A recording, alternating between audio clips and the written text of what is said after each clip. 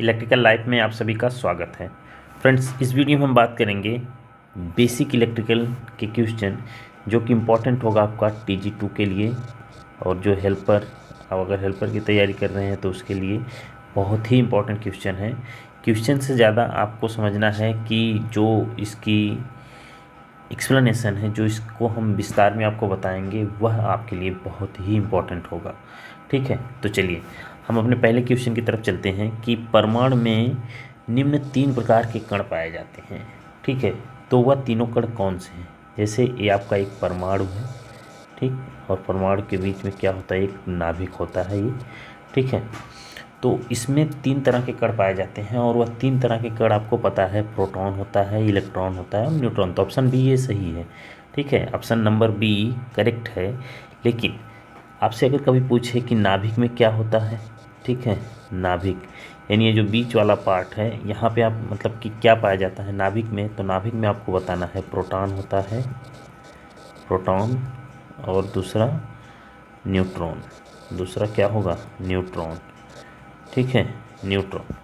Proton और neutron जो होंगे नाभिक के अंदर पाए जाएंगे, और जो नाभिक के बाहर इलेक्ट्रॉन, नाभिक के बाहर आपसे ये भी पूछ सकता है, नाभिक के बाहर, ये देखिए बहुत ही बेसिक क्वेश्चन है लेकिन आपको याद रखना है, नाभिक के बाहर इलेक्ट्रॉन, इलेक्ट्रॉन पाया जाता है। ठीक है, आपको याद रखना है ये क्वेश्चन। तो 3 तरह के हो गए, 3 तरह के कण पाए जाते हैं किसी भी परमाणु में। क्या है? प्रोटॉन और न्यूट्रॉन नाभिक के अंदर, और नाभिक के बाहर क्या होगा? इलेक्ट्रॉन होगा। फिर आपसे कभी ये क्वेश्चन पूछेगा तो आपसे ये भी कभी पूछ सकता है कि जो इलेक्ट्रॉन है उस पर कैसा आवेश है। तो इलेक्ट्रॉन पर आवेश, इलेक्ट्रॉन पर आवेश, ठीक है, आपसे इलेक्ट्रॉन पर आवेश पूछे तो आपको बोलना है नकारात्मक, नकारात्मक यानी निगेटिव। ठीक है, निगेटिव आवेश होता है। नकारात्मक यानी इलेक्ट्रॉन पे कैसा होता है? निगेटिव। ठीक है, negative, negative charge, negative charge होता है।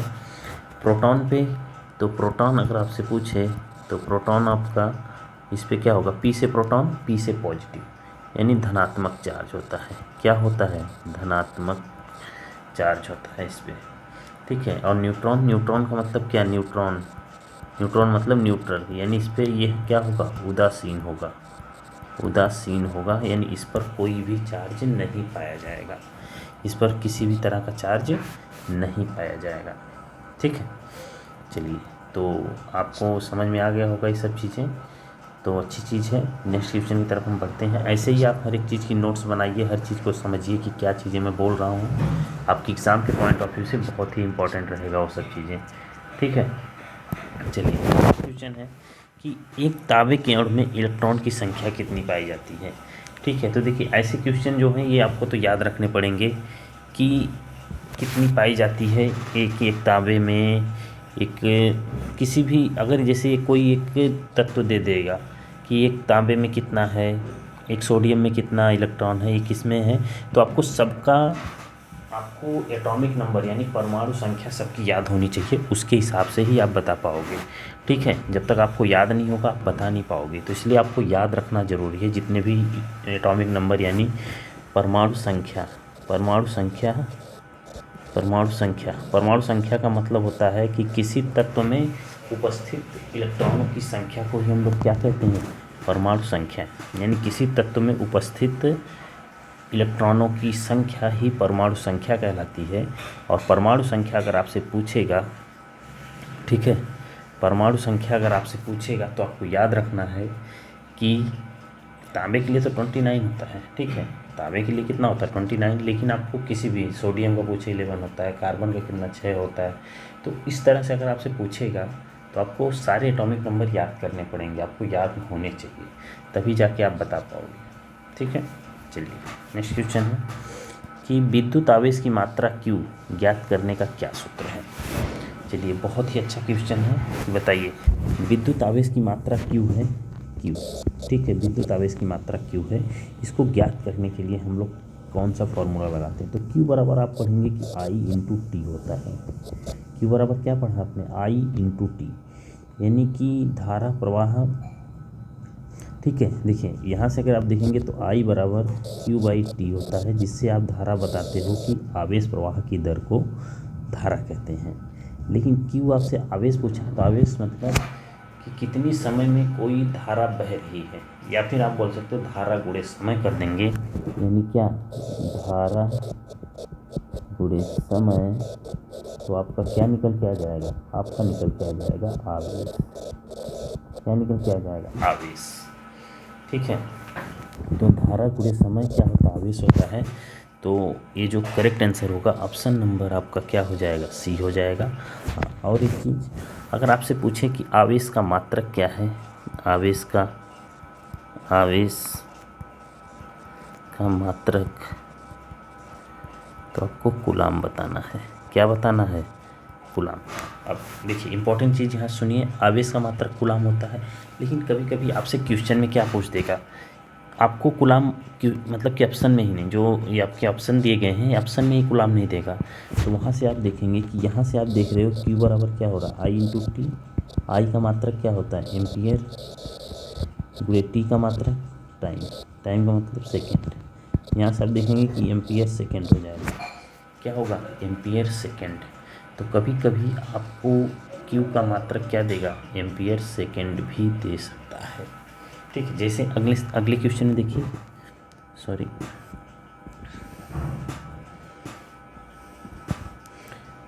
ठीक है, जैसे अगले क्वेश्चन में देखिए कि 1 एम्पियर 1 सेकेंड तक प्रवाहित होने पर क्या कहलाता है, 1 एम्पियर 1 सेकेंड तक प्रवाहित होने पर कहलाती है एक कूलाम।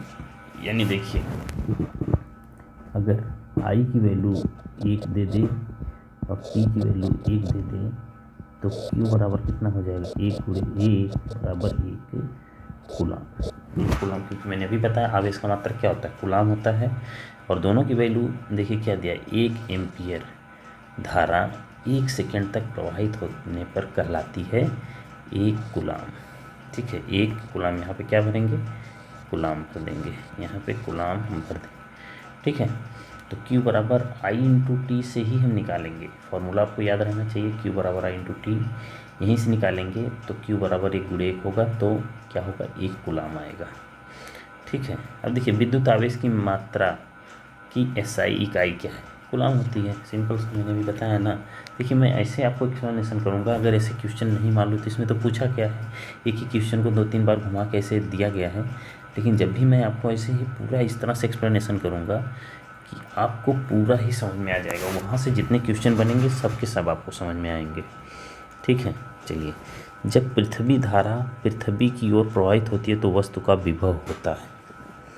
ठीक है, अब देखिए जब पृथ्वी धारा की ओर प्रवाहित होती है, जब विद्युत धारा पृथ्वी की ओर, सॉरी, जब विद्युत धारा किसकी ओर प्रवाहित होती है, पृथ्वी, सपोज ये आपकी पृथ्वी है, ठीक, और क्या हो रही है, विद्युत धारा इधर से प्रवाहित हो रही है, ध्यान से समझिए। देखिए ये आपकी पृथ्वी मैंने मान लिया, और धारा इधर क्या हो रही है कि जब विद्युत धारा पृथ्वी की ओर प्रवाहित होती है तो वस्तु का विभव। अब देखिए आपको ज़मीन का पोटेंशियल कितना होता है, ज़मीन का पोटेंशियल कितना होता है, 0। यानी एक अर्थ का पोटेंशियल आपसे पूछेगा तो कितना होगा, 0। अब देखिए कोई चीज़ अगर इधर करंट आ रही है तो इसका मतलब क्या है कि हमेशा ये क्या होगी, ये है मतलब कि 0 की ओर, यानी कम की ओर बढ़ रही है। तो वस्तु का विभव क्या होगा, तो वस्तु का विभव बढ़ता है, वस्तु का विभव क्या होगा, बढ़ता है। तो ये जो होगा धनात्मक, याद रखिए।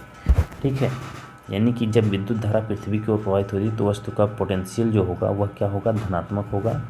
और जब विद्युत धारा यहाँ से ऊपर जाएगी तो वस्तु, जिस वस्तु के लिए हम, जिसके लिए, जैसे मान लो कोई वस्तु है, ठीक है, यहाँ से हमारी नीचे आ रही है, यहीं से हमारी ऊपर जा रही है, तो जब नीचे आएगी तो धनात्मक, और जब ऊपर जाएगी तो ऋणात्मक होगी। ठीक है, चलिए नेक्स्ट क्वेश्चन हमारा क्या है, 7वां, धारा प्रवाह स्थापित करने के लिए न्यूनतम आवश्यकताएं क्या हैं, यानी आपको धारा प्रवाह करने के लिए न्यूनतम क्या चीज़ होनी चाहिए। अब देखिए अगर किसी भी, जैसे आपके पास एक तार है, सपोज ये मान लीजिए ये एक तार है आपके पास, उसका कुछ रेजिस्टेंस होगा ही होगा, कोई तार होगा उसका कुछ ना कुछ प्रतिरोध होता है। कभी भी समझिए कोई तार आइडियल यानी आदर्श नहीं होता, यानी कभी भी किसी तार का प्रतिरोध 0 नहीं होता। प्रैक्टिकल में अगर हम बात करें तो कुछ ना कुछ इसका होगा ही। अब इस तार में एक है, ये मान लीजिए इस तार को मैंने क्या नाम दे दिया, चालक का, किसका, यानी कंडक्टर, कंडक्टर, ठीक है, कंडक्टर का नाम दे दिया। ये तार है और यहीं पे अगर हमें धारा प्रवाह करना है तो यहाँ पे हम क्या करेंगे, एक वोल्टेज इससे लगा देंगे तो क्या हो जाएगा, धारा प्रवाह हो जाएगा। तो आपको देखिए एकदम बेसिक चीज़, ऐसा नहीं कि न्यूनतम, देखिए आपसे अधिकतम नहीं पूछ रहा है, आपसे न्यूनतम पूछ रहा है, कम से कम क्या चीज़ें होनी चाहिए। तो कम से कम आपके पास V हो और कंडक्टर, यानी चालक और कंडक्टर ये दोनों चीज़ होनी चाहिए। ओ सॉरी, ये voltage and conductor, voltage and conductor minimum, यानी इतनी चीज़ें होंगी तो आप करंट फ्लो करवा सकते हो। तो ये ऑप्शन नंबर बी जो होगा ये करेक्ट आंसर होगा, ठीक है। चलिए नेक्स्ट क्वेश्चन देखते हैं।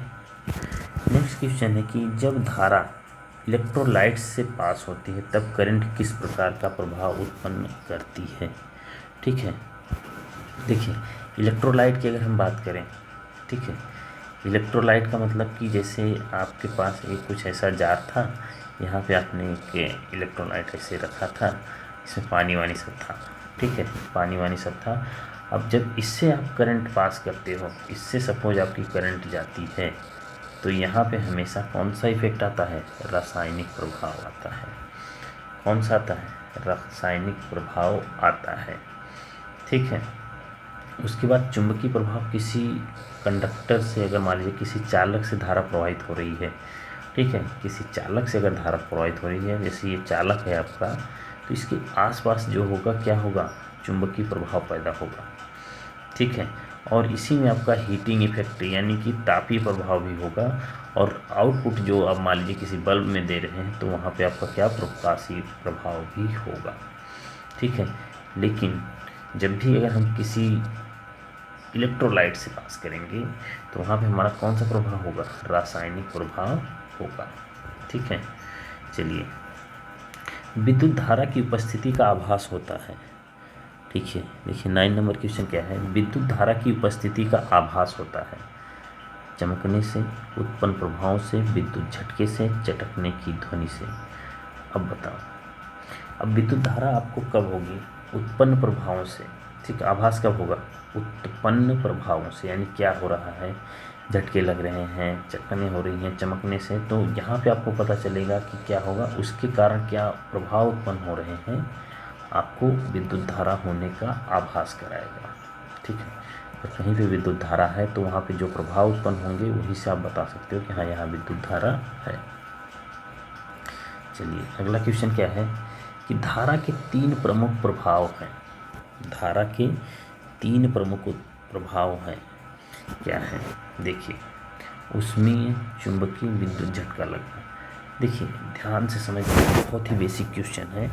देखिए ऊष्मीय प्रभाव, ऊष्मीय का मतलब हीट, आपको गर्मी टाइप का होगा। चुंबकीय प्रभाव मैंने आपको बताया होता ही है। लेकिन झटका लगना ये क्या है, धारा के 3 प्रभाव नहीं है, ये धारा का प्रभाव नहीं है, आपको याद रखना, झटका कभी भी धारा से नहीं लगता। दूसरा क्या है, ऊष्मीय प्रभाव, प्रकाश उत्पन्न करना, चुंबकीय प्रकाश उत्पन्न करना जो है यह धारा का प्रभाव नहीं है। धारा आपकी फ्लो हो रही है लेकिन आउटपुट में आपको मिल रहा है, तो इसलिए आप इसको ऐसे नहीं बोल सकते, इसके कारण से, धारा के कारण से मिल रही है लेकिन इसका प्रभाव नहीं है। समझना इस चीज़ को कि धारा जैसे कहीं से फ्लो हो गई तो वहाँ धारा फ्लो हो गई तो वहाँ पे कुछ अलग चीज़ होने लगी, तो वो चीज़ है। लेकिन हम धारा दे रहे हैं उसके कारण तो वो प्रकाश उत्पन्न होगा ही होगा, तो यह भी नहीं होगा, यानी option A incorrect, option B भी इनकरेक्ट। ऊष्मीय, चुंबकीय, रासायनिक, देखिए ऑप्शन सी जो है करेक्ट होगा। यानी ऊष्मीय प्रभाव होता है, चुंबकीय प्रभाव, रासायनिक प्रभाव कब, जब इलेक्ट्रोलाइट से, अभी देखा ना क्वेश्चन में आप कि जब इलेक्ट्रोलाइट से हम धारा का प्रवाह करते हैं तो वहाँ पे कौन सा प्रभाव उत्पन्न होता है, रासायनिक प्रभाव।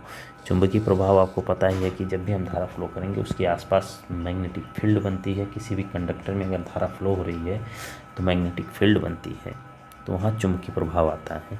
ऊष्मीय प्रभाव, अगर हम कहीं से भी धारा फ्लो कर रहे हैं तो वहाँ गर्मी पैदा होती है, तो वहाँ पे ऊष्मीय प्रभाव भी होता है। तो ये ऑप्शन नंबर सी जो होगा ये करेक्ट होगा। अब देखिए रासायनिक प्रभाव, चुंबकीय प्रभाव, विद्युत झटका।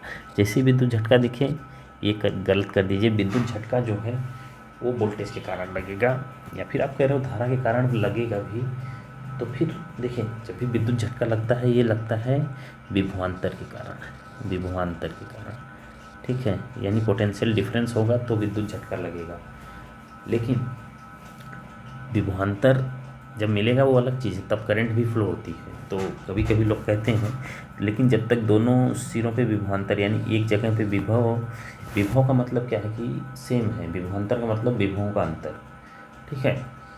तो विद्युत झटका आपका तभी लगेगा जब विभवों में अंतर होगा, यानी एक साइड सपोज यहाँ पे मान लीजिए 15 वोल्ट है और यहाँ पे आपका 10 वोल्ट है, तभी जाके बीच में कोई आएगा तो करंट लगेगा। अब यहाँ भी 15 वोल्ट है, यहाँ भी 15 वोल्ट है, तो बीच में कोई भी आए उसको करंट नहीं लगेगा, ये भी समझना है आपको, ठीक है, उसको झटका नहीं लगेगा, ठीक है। तो इसकी बात हम बाद में करेंगे, पहले बस आपको इतना ही समझना है कि धारा के 3 प्रभाव मतलब कि होते हैं जो कि मुख्य हैं, प्रमुख अगर हम बात करें, ये सब क्या है, सब है, मतलब कि ऐसा नहीं है, धारा का प्रमुख जो है उसमें है, चुंबकीय है और रासायनिक ही है, इसके अलावा और कोई प्रभाव नहीं होता, ठीक है। चलिए अब अगले क्वेश्चन की अगर हम बात करें तो अगला क्वेश्चन आपके सामने है कि अकार्बनिक पदार्थों में अधिकांश रासायनिक क्रियाओं के रूप में संपन्न होता है। अब देखिए अकार्बनिक पदार्थ है, ठीक है, अब उसमें मैक्सिमम क्या होगा, अकार्बनिक पदार्थ है तो उसमें मैक्सिमम आयनीकरण होगा, ऐसे ही आप बोल दोगे क्या होगा, आयनीकरण, ठीक है, आयनीकरण होगा और कुछ नहीं होगा, ठीक है। अकार्बनिक पदार्थों में यानी अकार्बनिक पदार्थों में अधिकांश रासायनिक क्रियाएं आयनीकरण के रूप में, देखिए क्वेश्चन में भी रासायनिक क्रियाएं दिया हुआ है, ऐसा नहीं है कि बस आपसे पूछ रहा है, अधिकांश रासायनिक क्रियाएं आयनीकरण के रूप में होती है, ठीक है। चलिए नेक्स्ट देखते हैं क्या है, देखिए बहुत ही अच्छा क्वेश्चन है। देखिए जब धारा एक चालक से प्रवाहित होती है तो वह तप्त हो जाता है, इस प्रभाव को हम क्या कहते हैं। देखिए जब धारा एक चालक से प्रवाहित होती है तो वह तप्त होती, तप्त का मतलब क्या, गर्म होती है, हीट होती है, क्या होती है, हीट होती है, यानी गर्म होती है। तो गर्म होने के लिए क्या वो किस प्रभाव के कारण होगा, तो वह कौन सा प्रभाव आपका है, वह प्रभाव है तापीय प्रभाव। कौन सा प्रभाव है, हीटिंग इफेक्ट, ठीक है, हीटिंग इफेक्ट, हीटिंग इफेक्ट, ये अभी आप जानते हो, हीटिंग इफेक्ट। इसके कारण आपका क्या होगा, जब धारा किसी चालक से प्रभावित होती है तो वहाँ पे हीट बनता है, या किसके कारण, हीटिंग इफेक्ट के कारण होती है, ठीक है। चलिए अगला क्या है, 30 नंबर क्वेश्चन देखिए, स्पाइरल वाउंड कुंडली में जब धारा बहती है तो वह किस प्रकार की विद्युत धारा का प्रभाव उत्पन्न करती है। स्पाइरल वाउंड कुंडली में, ठीक है, स्पाइरल वाउंड कुंडली में जब धारा प्रवाहित होती है तो चुंबकीय प्रभाव, देखिए मैक्सिमम आपको याद रखना है। देखिए रासायनिक प्रभाव होगा नहीं, रासायनिक प्रभाव इलेक्ट्रोलाइट में होता है, थर्मल प्रभाव भी नहीं होगा, हीटिंग प्रभाव भी नहीं होगा, ठीक है, तो आपका चुंबकीय प्रभाव ही होगा। देखिए वैसे भी अगर हम वाइंडिंग की बात करेंगे, ठीक है, वाइंडिंग की, तो यहाँ पे मैक्सिमम क्या होगा, इलेक्ट्रोमैग्नेटिक इफेक्ट ही आएगा, इलेक्ट्रोमैग्नेटिक यानी चुंबकीय प्रभाव, इलेक्ट्रोमैग्नेटिक इफेक्ट ही आएगा, ठीक है। तो ये आपको याद रखना है कि स्पाइरल वाउंड कुंडली में जब धारा बहती है तो उसमें विद्युत धारा का प्रभाव कैसा उत्पन्न होगा, चुंबकीय प्रभाव उत्पन्न होगा, ठीक है, वाइंडिंग की जब भी हम बात करेंगे तो याद रहेगा। चलिए अगला क्वेश्चन देखते हैं, 40 नंबर क्वेश्चन आपका क्या है, देखिए सूची 1 का सूची 2 से मिलान कीजिए। अब सूची 1 क्या है आपका, ऊष्मीय है, चुंबकीय है, रासायनिक है, यक्स किरणें हैं, ठीक है। अब क्या कह रहा है कि इसका मिलान करना है इससे, तो देखिए बहुत ही आपको समझना है इस चीज़ को, ठीक है, बहुत ही ध्यान से समझिए क्या है। तो देखिए सबसे पहले ऊष्मीय प्रभाव आपका किस चीज़ से होगा, ऊष्मीय प्रभाव आपका, देखिए जब बल्ब आपका जलता है तो वहाँ पे ऊष्मीय प्रभाव होता है, यानी एक का जो है इससे आप करिए, ऊष्मीय प्रभाव बल्ब से होगा, ऊष्मीय प्रभाव किससे होगा, बल्ब से होगा। चुंबकीय प्रभाव, चुंबकीय प्रभाव आप विद्युत पंखा से देखिए, ठीक है, क्यों, क्योंकि पंखे में क्या होती है, वाइंडिंग होती है, तो यहाँ पे कौन सा प्रभाव आएगा, यहाँ पे प्रभाव आपका आएगा चुंबकीय प्रभाव, ठीक है। तो बी को आप 1 से देखिए। अब देखिए यक्ष किरणें जो हैं, आपको पता है यक्ष किरणें का इससे मिलान कर देंगे हड्डियों का छायाचित्र। वह क्या करता है, जो हम करते हैं यक्ष किरणें हम करवाने जाते हैं ना, एक्सरे करवाने जाते हैं, वही हमारा है। तो ये आपको ऐसे ही आपको पता चल जाएगा, जैसे ही ऑप्शन में आएगा ये वाला तो आप मिला ही लोगे। ठीक है। रासायनिक प्रभाव किसके कारण, विद्युत लेपन, यानी जिसको हम इलेक्ट्रोलाइट इफेक्ट बोलते हैं। ठीक है, विद्युत लेपन इससे हो जाएगा। ठीक है, तो बहुत ही बढ़िया से आप समझिए। देखिए चुंबकी को मैंने पंखे से क्यों मिलाया, क्योंकि इसमें वाइंडिंग होती है, तो इसलिए यहाँ पे क्या होगा, मैक्सिमम इलेक्ट्रोमैग्नेटिक इफेक्ट होगा, यानी चुंबकीय प्रभाव होगा। बल्ब होगा, बल्ब में आपको हीट मिलेगा। ठीक है, हीट मिलेगा, इसलिए इसको हमने उसमें से मिला दिया। उसमें मतलब क्या, हीट मिलेगा ना। तो देखिए ए को किससे मिलाया है, 2 से। ए को 2 से, जो ये से, ए को 2 से, ये वाला। बी को 1 से, बी को 1 से, ये सही होगा। सी को डी से मिलाया है, यानी चौथे से। ठीक है, डी को तीसरे से, डी को तीसरे से। तो ऑप्शन नंबर डी जो होगा वो आपका करेक्ट आंसर हो जाएगा। ठीक है, चलिए अब देखिए अगला क्वेश्चन क्या है। अगला क्वेश्चन आपका है कि किसी चालक के अनुप्रस्थ काट से होकर 1 सेकेंड में 1 एम्पीयर धारा के प्रवाहित होने पर कितने इलेक्ट्रॉन प्रवाहित होते हैं, कितने इलेक्ट्रॉन प्रवाहित होते हैं। 15 नंबर। ठीक है, देखिए ये आपको बहुत ही याद रखना है क्वेश्चन, ऐसा नहीं है। ये देखिए क्या है कि किसी आवेश से कितने इलेक्ट्रॉन प्रवाहित होते हैं, यानी अगर Q से अगर आपसे कि 1 सेकेंड में 1 एम्पीयर धारा के प्रवाहित होने पर कितने इलेक्ट्रॉन का प्रवाह होता है, या फिर आपसे ये पूछेगा कि किसी आवेश में इलेक्ट्रॉन के प्रवाह होने की संख्या कितनी होती है। आवेश का मतलब सिर्फ एक आवेश की हम बात कर रहे हैं। ठीक है, तो वहाँ पे आपको कितना होगा, 6.24 गुणे 10⁻18। ये देखिए। ठीक है, इलेक्ट्रॉन की बात की गई है। अगर यहीं पे प्रोटॉन होगा तो माइनस, ये तो क्या है, इलेक्ट्रॉन तो माइनस होता है, प्रोटॉन होता है तो प्लस होगा। ठीक है, 10⁻18। यहाँ पे माइनस नहीं दिया है, माइनस होना चाहिए। ठीक है, क्योंकि हम इलेक्ट्रॉन की बात करते हैं तो ऐसे भी पता है माइनस होता है, लेकिन अगर नहीं दिया है तो कोई दिक्कत नहीं है। आप ऑप्शन नंबर डी करेक्ट करेंगे। ऑप्शन नंबर डी क्या होगा, करेक्ट होगा। ठीक है, चलिए अगला क्वेश्चन है। अगला क्वेश्चन है कि न्यूनतम 1 इलेक्ट्रॉन किस पदार्थ के परमाणु में होता है। देखिए बहुत ही बेसिक क्वेश्चन है, बहुत ही बेसिक क्वेश्चन है, आपको पता होना चाहिए। देखिए इसमें बताने की क्या जरूरत है, आप ऐसे ही बोल सकते हो कि हाइड्रोजन। अब देखिए ऐसे ही क्वेश्चन पूछते हैं, छोटे छोटे क्वेश्चन। मैंने आपको बोला एटॉमिक नंबर आप सबका याद कर लीजिए, परमाणु संख्या, एटॉमिक नंबर आप सभी तत्व का याद कीजिए, जितने भी एलिमेंट हैं सारे एलिमेंट का आप एटॉमिक नंबर यानी परमाणु संख्या आप याद कर लीजिए। आपका एक क्वेश्चन पक्का वहाँ से फंस जाएगा। ठीक है, ये क्वेश्चन आपका पक्का, अगर आपको सिलेक्शन लेना है यूपीपीसीएल TG2 के लिए तो आपको सारे परमाणु संख्या याद करिए, 1 या 2 क्वेश्चन आपको पक्का फंसेगा वहाँ से।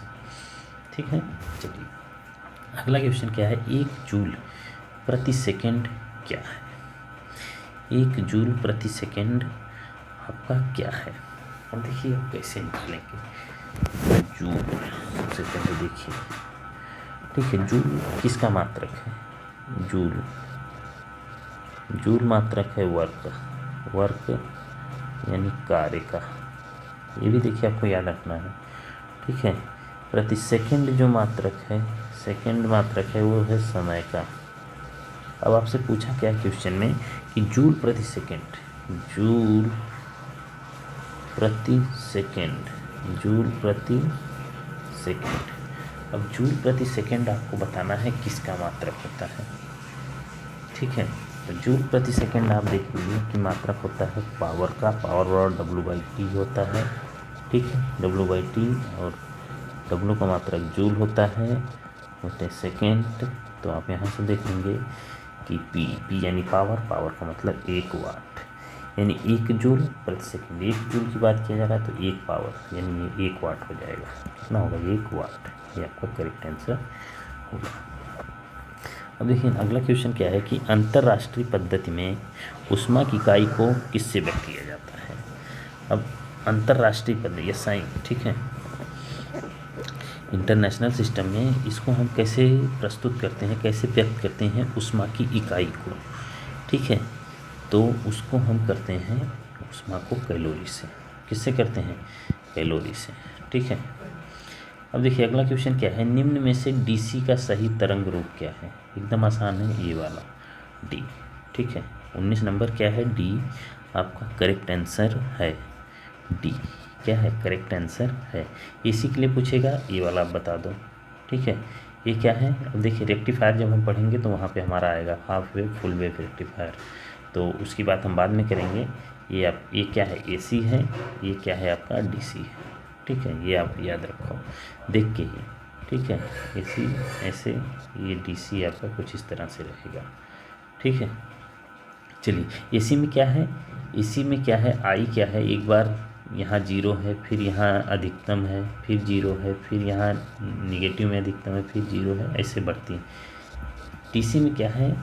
स्थिर वैल्यू रहती है। कैसी वैल्यू रहेगी? स्थिर, यानी एक बार जितना दे दिया उतना ही रहेगी, ये कभी ना घटेगी ना बढ़ेगी। ठीक है, चलिए क्वेश्चन नंबर 20 क्या है कि किसी विद्युत परिपथ में कार्य या ऊर्जा का अवकलन होता है।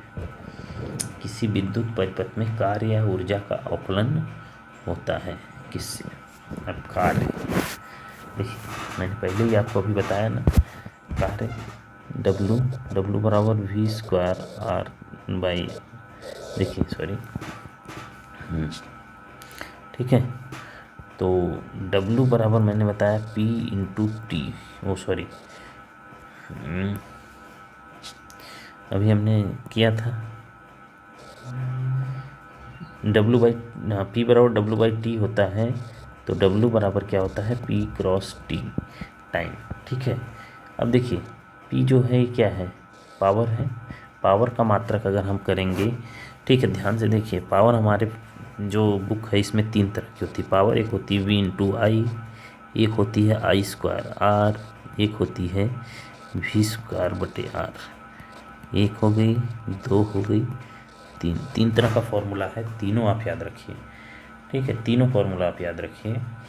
ठीक है, तो वर्क बराबर आप देखेंगे तो यहाँ से देखिए तीन पावर आपको मिली। P की वैल्यू रखेंगे सबसे पहले, आई स्क्वायर आर रखते हैं। ठीक है, तो W बराबर क्या होगा? आई स्क्वायर आर इंटू टी। तो आप देखेंगे कि ये ऑप्शन नंबर डी ही क्या होगा? करेक्ट होगा। लेकिन ज़रूरी नहीं यही वाला क्वेश्चन, मतलब यही क्वेश्चन दे, लेकिन आपको P की जगह क्या रख देगा? V इंटू आई रख दे, तो आपका क्या बनेगा? W बराबर आपका बनेगा V इंटू आई इंटू टी बन जाएगा। अगर V स्क्वायर बाई टी रखा है तो W बराबर आपका क्या बनेगा? V स्क्वायर बटे आर इंटू टी। ठीक है, इंटू टी ऐसे बनेगा, तो आपको समझना है। ठीक है, तो आपको याद रखना है, ऐसे ऐसे क्वेश्चन आएंगे।